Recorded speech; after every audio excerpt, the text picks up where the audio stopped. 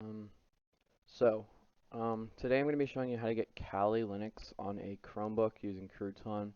Um, Basically, the only thing that's really required for this is having a Chromebook that's in developer mode. Um, and for that, just follow a separate tutorial. There's like, 250,000 of them. You'd be alright finding one. Um,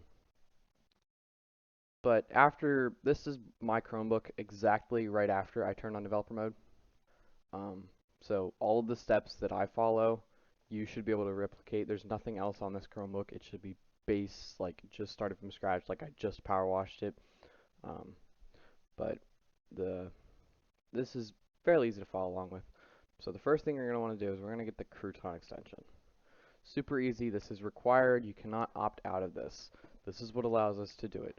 It's a driver error, and you know, basically something with NVIDIA. I think it's, tries to use a graphics card, but because we don't have a graphics card in a Chromebook, um, or at least most Chromebooks. My Chromebook doesn't have a graphics card, um, so that's how you bypass that.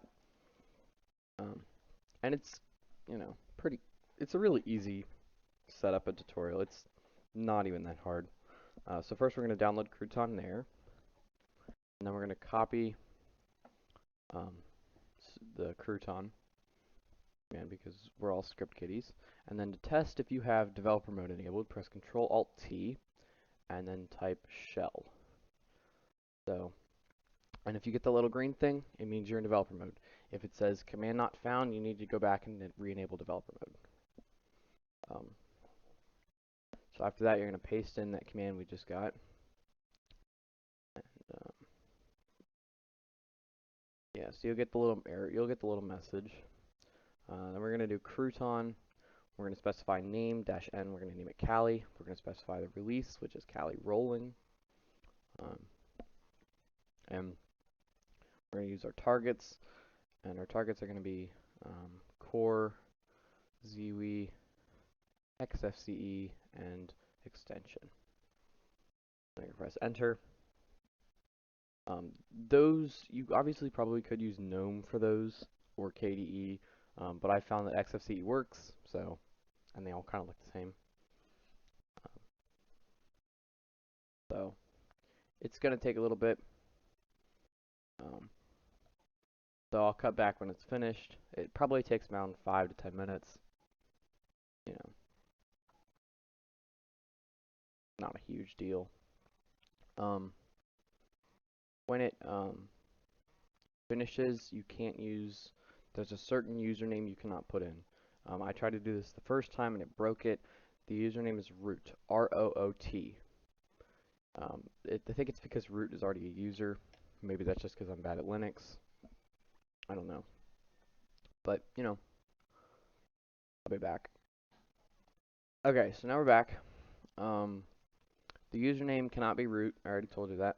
So I'm just going to set mine to user.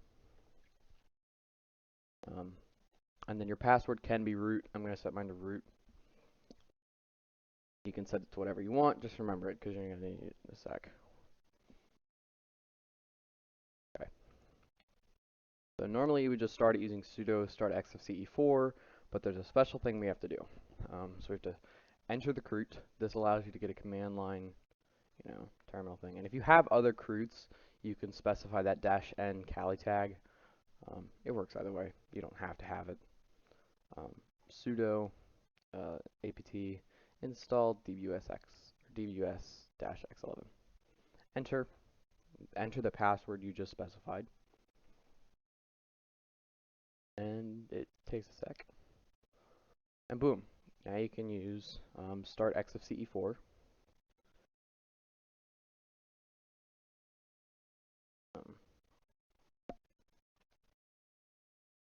And if you followed all the steps correctly, you'll get a little window.